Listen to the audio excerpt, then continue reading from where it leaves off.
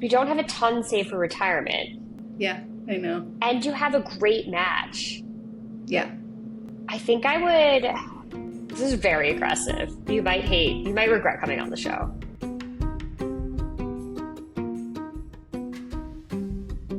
Hello, and welcome to Financials Podcast, Future Rich. I'm your host, Barbara Ginty, and I'm also a CFP, which is a Certified Financial Planner. And I am here today with my guest, Christina. Hi, Christina. Hi. Thanks for joining us. Yeah, thanks for having me. So why don't you tell our listeners a little bit about yourself? So age, location, job, and then a little bit about your submission. Cool. Yeah, so I am 38 and I live in a small city in Nebraska. I am a product designer, a software designer. And in my submission, I mentioned that for the last 3 years, I've been the sole income in my household. And my husband is graduating with his first degree this weekend, which is very exciting. And he'll start working hopefully by September. So we're going to, change from one single income into a dual income household, and we'll have some new debt. We have student loans that we'll need to pay off. We just bought a house, and then I've been saving a little bit for my retirement, but he'll be starting over. So just figuring out, what do we do with this new money? That's a good problem. And any children? No. No children. Okay, perfect. And what is your husband going to be doing? What is he graduating with? What type of degree? Yeah, he'll be an X-ray tech. Oh, that's awesome. Yeah. Perfect. Okay, but you took on some student loans. Did you have any student loans prior to him going back to school? No, okay. This is it. Perfect. Okay, and so then what do you make in your role? Yep, it's $103,000. Oh, fantastic. And then what do you anticipate he will be making? Yeah, so why don't we do what your current expenses are, and then maybe where you are with savings and debt, and then we can talk about what his income will be coming up here. And it seems like less than a month you're anticipating?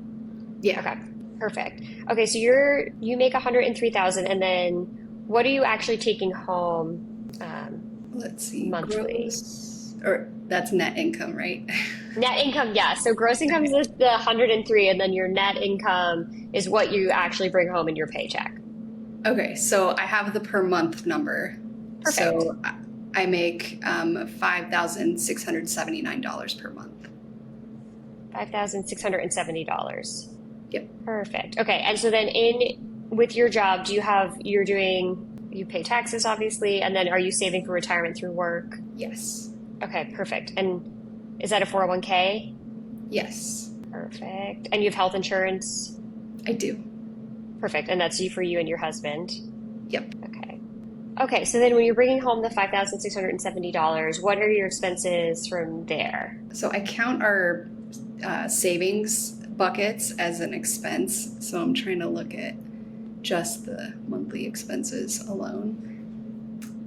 It's $1,229 every 2 weeks. So every 2 weeks. Oh, but that doesn't include gas and groceries and stuff. Those are just our mortgage and bills. So should I include that other stuff too? Yeah, so why don't we break that down into a monthly number, since we'll work with your monthly. So that's times, 1,229 every 2 weeks. So there's 26 weeks. So then that's 31,000, almost 32, divided by 12. So then really your expenses monthly, if we had to make it a monthly number, would be 2,662. Plus then you have gas, right, and groceries. And what does that run about monthly? Let's see. So our estimates, 500 every 2 weeks. So I guess Okay, $1,000 a month. $1,000. Okay, so you're at 3,662. So it still has and then and then from there you're saving. You said and I like that you treat savings as an expense, right? Because you're prioritizing it like a bill. Yeah. Okay, so then what are you saving? So we save, let's see, it's $1,076 every 2 weeks. So like $2,000 a month. Yeah. And where does that go? Where are you putting your savings, or how are you saving? So I bank at a credit union, so I just have like micro savings accounts. Okay, so all of the roughly $2,152, 1,076 per pay period is going in just into the bank. Yep. Okay, perfect. So that actually, I think probably because we're doing it every 2 weeks, comes out to be a little bit higher than what your take home is. It's off slightly. I'm sure that works. It's $144 off, but I'm sure that ebbs and flows with what you're spending on gas and groceries, right? So we're just doing round numbers. And I'm just curious, I know you just bought a house, so what is the actual, do you have the mortgage amount and what your interest rate is for the loan? Ooh, yeah, that's a really good question. So we actually have 2 mortgages. Okay. Let's see. We are paying, it's $2,010 per month. Okay. And the first mortgage was like a special first-time home buyer's mortgage, Okay. and the rate is 1%. Wow, that's fantastic. Yeah. So I think that was like the first $10,000 or something. Okay. And then the rest of the mortgage is pretty high. I think it's 6.5%. Okay. Okay, so it's two loans and you just make one payment? Technically it's 2 payments, but payments. they're auto withdrawal. Okay, so you do one payment for the $10,000 is at 1%, and then the remainder of the loan is at 6.5%. Okay, and that's your monthly mortgage. Okay. And what is your mortgage amount? How much do you have total? We just bought it. I just am curious because it's interesting to see what purchase price and rates are throughout the country because it varies, obviously. Yeah. What was your purchase price? Do you remember that? Yeah, it was $220. Okay. And what did you put down? I think it was like $3,500 maybe. Okay. So you have PMI then wrapped into that, primary mortgage insurance. We do, okay. Yeah. Okay. And so it's 30 years? Yeah. I can give you the totals for each. Yeah, that'd be great. Okay. So the first one right now is $10,563.31. Okay. And the second one is $212,448.18. Okay, perfect. And your purchase price for the property was $20,020. So you owe a bit more than the purchase price because they wrapped in the fees, the closing fees, I presume? Yeah. Were rolled into your mortgage? Okay. Yep. Because you owe about $222, so like $3,000 over. Okay, so they rolled in the mortgage closing cost. Okay, and then you put $3,500 down to offset the remainder of the cost. Okay. Yep. Perfect. And the house is in both names? Yeah, it's okay. in both names. Okay, perfect. Okay, so we have your rough expenses. So before savings, you're spending approximately, we'll just call it $3,700 a month with mortgage, fixed expenses. And then from there, you add in your savings that you're putting in the bank, and that brings you up to kind of spend everything that you are taking home. So where are you with savings and debt, excluding the mortgage, since we just went through that? Yeah, so the debt is the student loan debt, and we don't have anything else. Okay, great. And what are the student loans at? The first one is $6,750. That's a subsidized loan. Okay. And the rate on that is 4.99. Okay, that's not bad. And then an unsubsidized for $9,420. Okay. And the interest on that is 4.99. Subsidized for $8,250. Okay. And that rate is 5.5. Okay. And then $10,741, and that one is at 5.5. I feel so naked. You feel naked. Just telling everything. I know. I tell people it is odd the first time you talk to someone like me, and I also, because I do this all the time, I don't think anything of it in my personal life. And I'm just like, oh, what was your bonus amount? And people are like, what? And I'm just like, well, how much was it? I just ask without thinking, because all day, all I do is ask like all these questions, like which are very personal. And I'll be like, okay, so do you have a prenuptial agreement? How is that one titled? Are we splitting things 50-50? What's your rate? How much did you make? I ask all day. So I just forget that it's not a normal conversation to have. So Yeah, that's awesome. For me, it's normal. And then sometimes I forget when I'm in public and I considered uncouth to be like asking all these questions. And I'm like, here I am. Gonna Yeah. ask you everything. Because I just work with numbers all day. Okay, so let's add this all up. I might have heard the first one wrong, but I think I'll be close. So about 35,000? Yeah, that's what I got when I added it up. Okay, perfect. Okay, so let's table that for a sec, and then let's talk about your savings, and then we'll talk about what your husband's going to make, and then we'll decide what we're going to do with everything. That should be a pretty short conversation. Okay. So, savings. I have 2 HSAs. Okay. One of them is at 1,126, and that's an old account that I don't do anything with. It's just sitting. It was from a previous employer. Is it invested? I don't know. Okay. We're going to mark that down and just make sure if you're not doing anything with it. So it's from a previous high deductible healthcare plan that was attached to that you didn't use all the money. So just hanging out.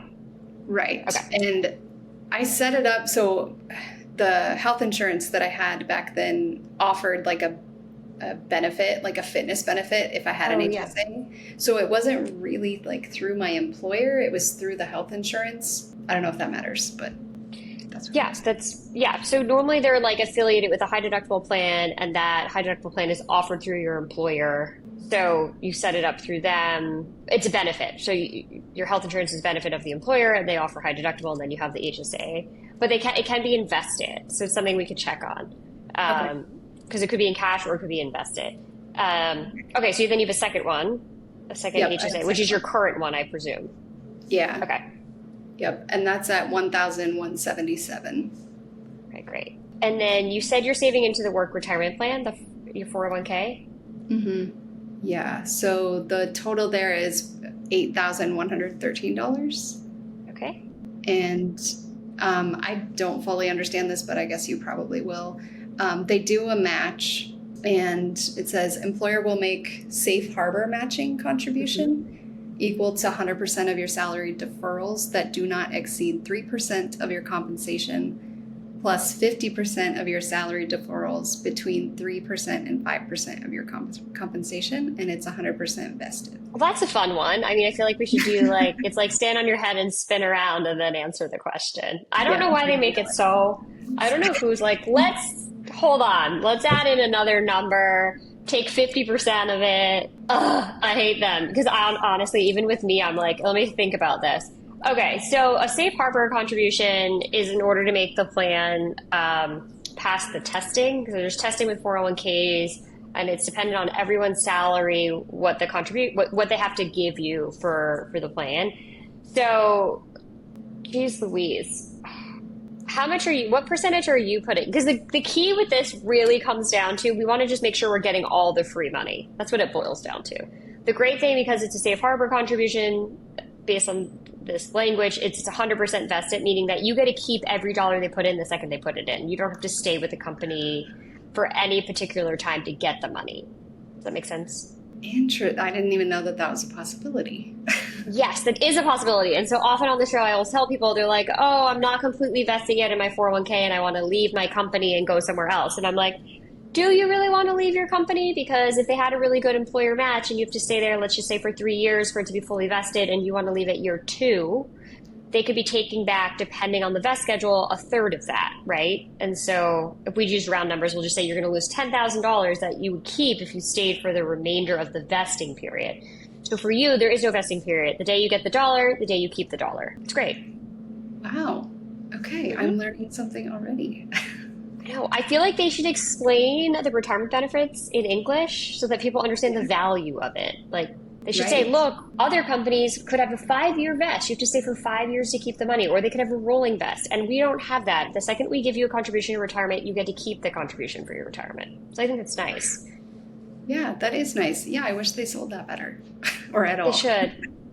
Or at all. Yeah. Okay. And then your match is like mind-numbing so everyone knows it's 5 o'clock on a Friday. So I'm powering down, you know? So 3%, 100% up to 3%, up to 50%. 100% of your salary deferrals that do not exceed 3% of your compensation, plus 50% of your salary deferrals between 3% and 5% of your compensation. Okay, so the first 3% you're putting in, they're matching dollar for dollar. Between 3 and 5, they're matching 50%, which is 1% because that's a 2% spread. So your total amount should be 4%. But in order to get 4, they want you to do 5. Okay. So what percentage are you doing? So I think it is 5 because when I went into my portal, it said 5%. So I think that's You're doing 5. Okay.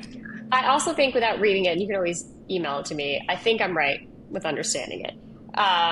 That they're going to start with a dollar for dollar match, and then they go for 50 cents on the dollar up to a cap, and then after that, they don't give you any more.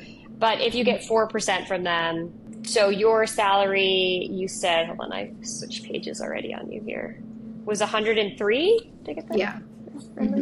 Okay, so if you're getting a 4% match, and you're putting in, we'll just say it's dollar for 4% to keep it easy. If you're putting in 4,000, they were putting in 4,000. So it's a good match.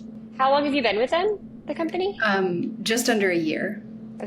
I was just basing it on the value of the 401k. That should grow pretty, right? Because if you're putting in 4 and they're putting in 4, your account should grow by 8,000 a year. So that's that's good quick math. Yeah. So I figured you were there probably less than a year based on the numbers. Yeah. Once again, they should be selling this retirement benefit. Yeah. I wonder why they're not. I don't know why they're not. They pay for it. Yeah. I explained it to my employees. Hey, you should get the free money that I'm offering you. It's not really free. It's a benefit, right? It's part of your employee package. This is part of it. Okay, so that's great. So yes, you want to do 5, which on 103,000, the actual math on that is you're putting $5,150, and then you should be getting another 4,000 from the company. So you're putting around 9,000 a year away, which is great. That's fantastic. Okay. It works out to be, if you take what they're giving you plus what you're doing, and say you're doing 9,000 on $103,000 salary, you're putting away just under 9% a year, 8.7%. I would like to get you to 10, if not more. But so we'll keep that in mind as we go through the rest of it. Okay, so you have your 2 HSAs and your 401k. Is there anything else you should know about? Yeah, I have a Roth IRA. Oh, great. My previous employer didn't have any kind of retirement offering, so I set it up on my own. So that total right now is $4,147. Okay. And do you actively contribute to it, or that you just did that when you were with the last workplace? I put $100 in there a month. Okay, great. Very open to any advice that you have on any of these things later. I don't know if I'm doing it right. And then what about the bank? Because you're putting a large amount in the bank based on the numbers you gave me. Yeah, okay, so we have an emergency fund, which is a separate account, and that's at $17,000 right now. Great. And then those other monthly contributions that we make, I just lumped it up into annual and periodic savings. Okay. And those all together are $9,000. Fantastic. And then we have a joint account with $6,728 in it. Very good. Is that all high yield savings? Are you making interest on that, on those monies? It's not high yield, except for the emergency fund is a money market account. Okay. But everything else is just like regular savings accounts. Easy way to make a little more money is to put it in high yield savings and link it to your regular checking account. So it can be linked to it, and it takes a couple days to put it back into your regular working account. But at least while it's hanging out, being ready for an emergency, at least it'll be earning interest. And the high yield savings accounts are earning somewhere between 4 and 5%, depending on what one you choose. Okay. And so do you recommend that just for like our emergency fund, or like all of the savings? The bulk of it. I would keep what you need in your checking for whatever you need to get through for 2 days. And then the bulk of it should be earning interest.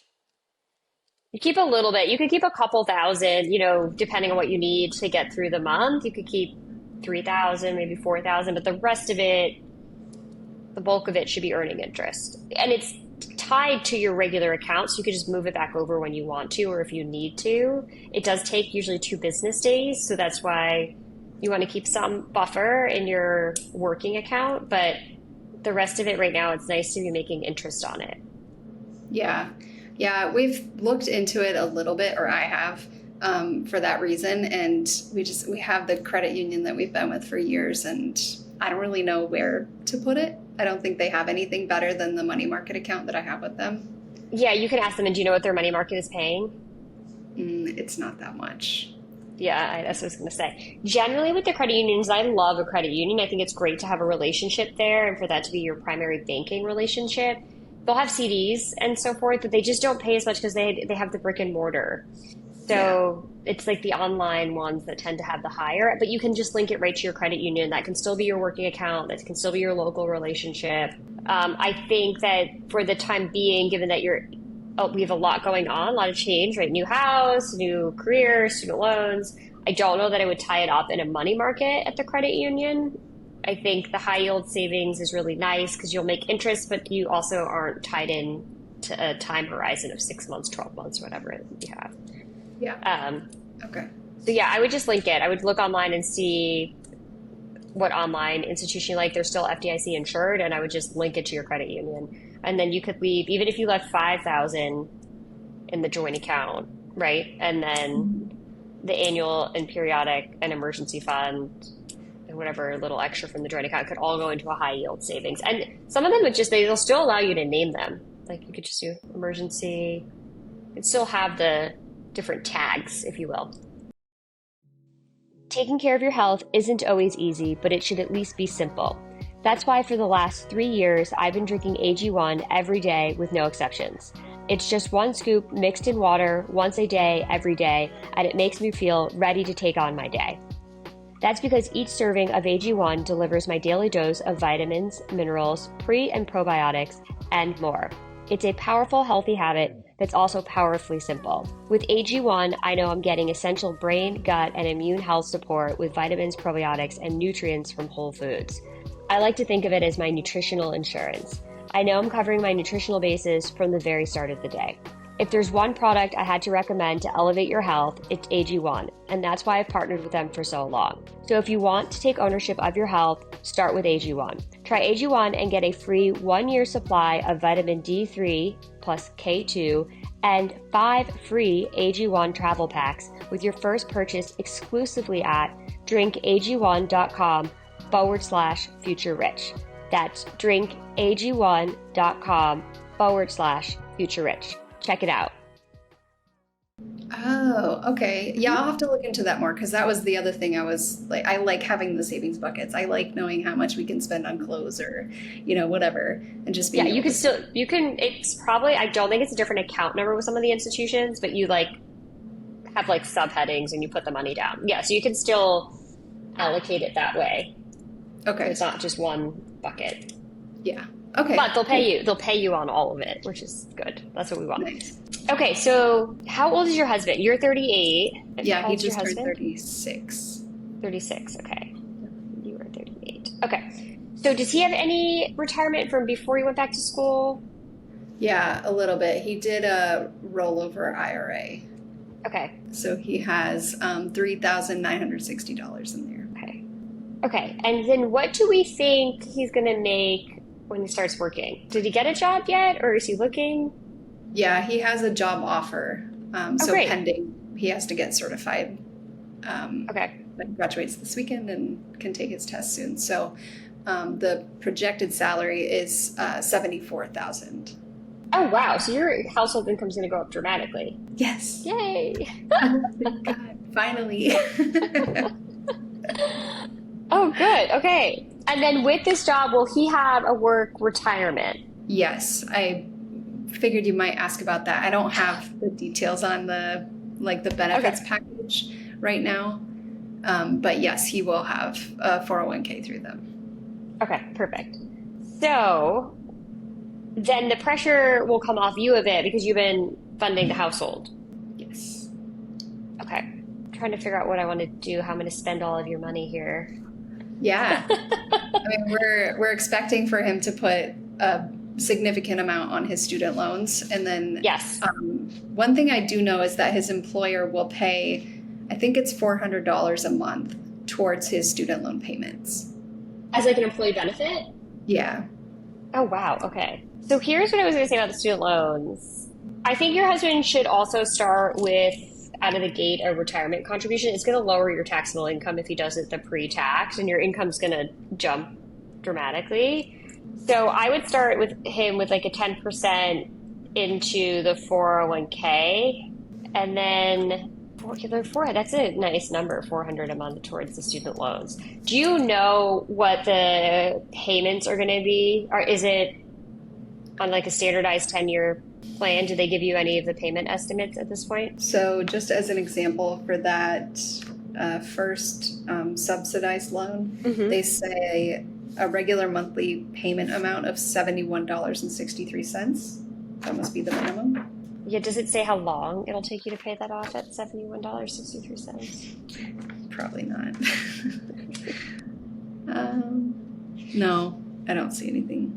I expect we'll be paying more than that.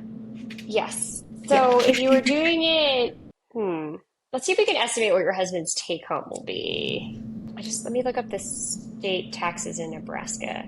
And is he going to stay on your health insurance or?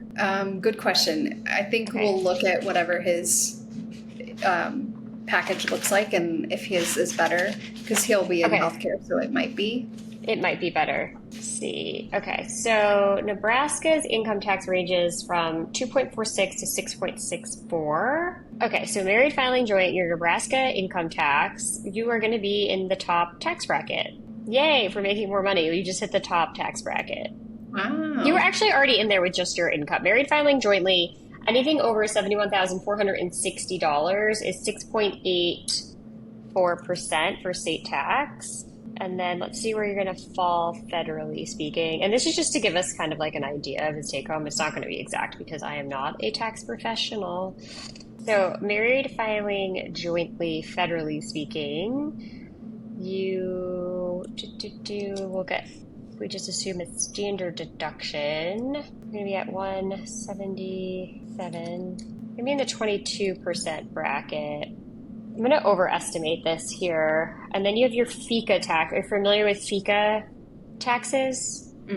What's that? Has anyone talked about those? Okay. So FICA tax are basically your Medicare and Social Security taxes. And then that works out to be, what is it, 7? So the total is 15.3%, and that's between you and your employer. So your side of it is 7.65, and so that's your contribution towards Social Security and Medicare for your retirement benefits. So we assume 30 plus 7.65. This might be like a little high, but let's see how this works out here. D2. Okay, so let's assume your husband, you talked to him after the podcast, and he commits to doing 10% into the 401k. Yeah. And then that's off the top. So let me make sure this is right. It's 10%. So it's 7,400 he's going to put in. So 74,000 minus 7,400. He has $66,600. That will be what we're going to be taking home. He's going to keep 62% of it. This is really aggressive tax. So let's say he'll bring home around $3,400 a month after retirement. Rough math here. So just assuming he's federally at 22%, state you're at 6.84, then you have your FICA tax. So rough numbers, $3,400. What is the plan to split the regular expenses, right? And then my thought would be if you put $2,000 towards the regular expenses, right? Then he would have $1,400 a month plus the $400 from his employer, right? So that'd be $1,800 a month towards the student loans. That's so that would work out to be around $21,000 a year towards the student loan. So I would think that they would be done in about 2 years. Wow. So that's $43,000. Yeah. Probably less. So I think it's going to depend on where his take home is, but if we put him in the 401k at 10%, hopefully there's some sort of match, but 10% is a good starting number. And then he then puts 2,000 into the joint expenses, right? And then you can put some more of that money in the emergency fund because, as we all know, houses are expensive. And then he could take 1,400 for, I would anticipate, around 2 years and use that to just pay off the student debt, because he'll also have that benefit at that time with that employer that's 400. So that makes up a big difference. And then that can get paid off pretty quickly. And then once that's done, I think then he could up his retirement. And if these numbers play out, I know it's like a little wonky because we don't have the benefits package. We don't know exactly what his take home is going to be. But if you get $2,000 more into that joint, then you could up your 401k more. Right. And you could up your Roth more because you haven't had the bandwidth to do that because you've been supporting 2 people on 1 income. Yeah. Yeah, so once he gets the job, you're going to be in a relatively high bracket, married filing joint, with your income, with your state tax being like almost 7% plus your federal. So if you have the bandwidth to do the Roth, because this is all like, I don't want to say found money, but you've been living on less. I think I would up we don't have a ton saved for retirement. Yeah, I know. And you have a great match. Yeah. I think I would, this is very aggressive. You might regret coming on the show. No, I need you. This has been 3 years coming, man. Like, I made a career change. He's making a career change. We know we need to catch up. I had a lot of fun in my 20s, and now it's time to like focus. Okay. Would you try 15%? It's so much money. Okay, so 15% in my 401k or it's adding 10%. It's a big difference. I wouldn't do it until you figure out what his take home is. But if he's putting 2,000 into the joint budget, which I think is fine, $1,400 a month with 400, that's $1,800 a month towards the student loans. You'll be done very soon. Yeah, that's $21,000 a year towards the student loans. I think you'll be done very quickly. And if there's $2,000 more coming into the budget, you should be able to do at least 1,000 more into retirement. Okay. That's what I'm thinking. Yeah. Okay. So 1,000 more into retirement means $12,000 just in the increase, give or take. And then you're already doing 5,000, right? So that gets you to 17,000 plus a $4,000 match is 21,000 a year. So he's putting $21,000 a year on his student loans for the next 2 years until they're gone. Yeah. And in the interim, while you have additional income coming in, you're putting $21,000 into your retirement. Wow. In 2 years' time, that's $42,000. That's a big jump for you. Yeah. Yeah. And then he's debt free, and then he can up his retirement. Yeah. We've been working towards this. I know we have. This will be a big change for your net worth. You doing 15% with your company match it's a huge number. Yeah. Your net worth will just start to really grow. Yeah. And then if you feel so inclined and you have leftover money, you could just increase the Roth, because you will still be eligible for the Roth outside of work. Let me just double check my numbers here. I never have this memorized because it always changes. Yeah, married filing jointly, you're allowed to do the Roth. The reason why I want you to do the pre-tax is because you're in technically a high bracket, and so I think you'll see the reward a lot faster with the pre-tax, because even though I'm going to have you add $1,000 into, the way I would think about it, I'm going to have you add $1,000 more into your work retirement plan. You're only going to miss $700 from your paycheck, roughly. Okay. Yeah. So you won't feel as stretched. And then if you have extra, you could up your Roth from 100 to 200 or 300, whatever you want at that point. But you'll really start to see the needle move with the pre-tax, because you're not going to miss as much. Plus, you're getting the match. Right. For $700, $1,000 goes in, and then for those until you hit your full match on $1,000, you get another $1,000. So you're missing $700, but $2,000 goes into the 401k. Right. And then once you start to get to these bigger numbers, so in a year, a full calendar year with this, you'll be at 21,000. The next full calendar year with just what your contributions are will be 42. When you get to like 50, you'll really start to see the numbers jumping so quickly. And that's where the magic is when you get to these larger numbers and then there's growth in your account, like we have a good market year, then you added 21,000, the market did 5 in return. So then it went up 26,000. So then it really, you'll start to play catch up real fast. Yeah. Okay. Wow. Okay. Yeah. I think that's Does that make sense? Yeah. Because I think that with your budget, I think if he's allocating and you can see exactly where his take home is. I'm just doing like rough math. But if he's putting 2,000 towards the household budget, that will allow you to put another 700. So if you think about it, if you put another 1,000 towards retirement, 700 in the pre-tax and the Roth, which is in the pre-tax and the 401k, which really $1,000 contribution, you're only missing 700 from your paycheck. You still have another 300 you could put in the Roth. And then out of your household budgets, you're missing 1,000, but he's giving you 2. So you're still up 1,000 for the household budget. And then he's handling his debt on his own with 1,400. And then he can up his retirement once his student loans are gone. Right. Okay. So I'm not actually seeing like an extra $1,000, right, from his 2,000, because like I'm putting 1,000 into my. Yes. You're only getting 1,000 to work with for the budget because you're going to up yours. Yeah, so it's 1,000 more for the budget. Okay.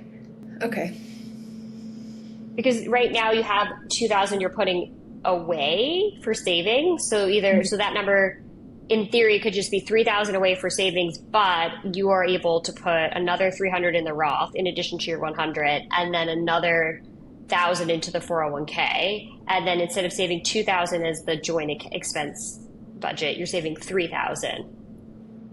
Yeah. Oh my gosh, this like magic money. It's so hard for me to even comprehend that we're gonna have just extra money floating around. So here's what I would do. I would do these first 2 years and kind of stay in the budget mindset that you've been in, and reap the rewards like by saving and paying off the debt, because then in 2 years' time, you're going to have put a bunch of money into retirement, so you'll see your net worth grow significantly. You will have also put more money in the bank, so you'll have a lot more cash on hand, and the loans will be done. And then at that point, you can be like, okay, maybe if we don't need 3,000 going into the bank. Maybe we just put 1,500 because we have a really solid emergency fund, and the difference we're going to take for vacation. Right. Okay, yeah, I should have framed that differently. I guess I was just thinking our emergency fund is going to be stacked once my husband starts working. Yes. So you won't even need, won't always need 3,000 going in there is my point. And so I would just do it out of the gate because you're used to living this way. And I will say, as you change your lifestyle, it is very hard to go back. I've heard you say that on the show before, so I'm trying to keep it, because it's already happened. I had the salary and we lived in a rental, and now that we own the home, like it's not just the home expenses, it's, lifestyle creep. So yeah, I've definitely seen it. Yeah, it just happens, and it is very hard to rein it back in. It is easier to be like, we're already used to living on one income. Let's try to do that essentially for 2 more years. Bulk our savings up, get a really solid emergency fund, put a bunch of money in retirement, and pay off the student loans. It's literally 24 months more. And then when all of that's done, it's like, oh, okay, well, then we could put 1,500 towards vacations every month. Yeah. And everything's set up. Oh, the retirement is cooking. There's no debt. We have a solid, you have everything lined up. I just think because you're already in this mindset of you've proven you can live on one income, just do it a smidge longer. Yeah. Yeah, you're absolutely right. And then you have everything set up. Then you're both saving. You'll be at 15. He'll go up to 15. You're both doing 15. You have solid emergency fund. And then at that point, you're going to have extra money. And maybe you need to, extra money always goes away. But you could say like, oh, maybe there's like a room we want to renovate. And then you say, okay, we're going to cash flow that. We're not going to take a loan, right? Because now we don't need to save 3,000 into the checking account. We're going to use 3,000, and in 6 months time we have what we need for the reno or whatever have you. You have a lot more optionality at that point. Yeah. And because of your age, we don't have as many more doubles, right? So you're almost 40. So we want to get as much into retirement now would be my preference, because you have the double from 40 to 50 is a double, from 50 to 60 is a double. And then depending on when you retire, what's going on, you might not get the full 60 to 70, right? Yeah. So you have like 2.5 doubles, which is different than someone at like 20. They have one more double. And one more double can make a big difference. And that's why my preference would be like, let's get everything into retirement now and kind of keep the mindset of one income. And then once we put a bunch, because in 2 years' time, your 401k could be at $50,000. Yeah, yeah. And that makes a big difference at 40 versus at like 45, right? It's more compounding of interest for you. Mm-hmm. Mm-hmm. Okay. And then we talked earlier about my HSA that I had set up with my previous employer, and I don't know if it's making me money at all. Yeah. So you just have to log in and see. It should say, like, you should get a statement on it, and it should tell you if it's in cash or a money market or an investment. And then there should be a choice for like what the investment options are. Do we still have time? Maybe I can just look at it. Yeah, you can look it up. Are you happy you came on the show, even though I just basically spent all of the extra money the first 2 years on retirement? I need you to spend, like, we had this sense that was the right thing to do, but like, yeah, I needed someone to help me figure out. Just tell me what to do. That's what I told my husband. You don't want to tell me what to do with all this money we're gonna have. I just think it takes a lot of discipline to be able to live on one income and to pivot, right? To go back to school. And so I think that's like a muscle that you already have. And if you don't use the muscle, I really do believe it atrophies, which is why people have such a hard time adjusting down. So you like already have this muscle, like use it, like to like leapfrog your retirement is the way I think about it. Yeah. Yeah. I think that's really good advice. Because I'm sure you've heard, we've had people come on the show and I look for ways to get the budget fixed, and I just sometimes I can't find it, or the person isn't willing to like. I'm like, well, what if we? Like, have you looked for another job? Like, you guys have already proved capable of living on one income, which is a skill that you've proven you have, and so I would utilize it a little longer. Is the way I think about it. Yeah, yeah, you're right. It's like temporary. I don't want to call it pain, but temporary sacrifice for almost like a permanently better financial situation. Mm-hmm. Yeah, I mean, we can't go backwards, and I'm glad we have the house and the dog and everything, but like if we were paying our rent still, it would be even more different. Yeah, you have everything lined up. So now you have two really good earning careers, right? Where you're both earning good money. You already bought a house. And so now it's like, how do we maximize everything? But I think if you can leapfrog your retirement and front load it a bit with now that we have two incomes coming in, I think that will really make all the difference.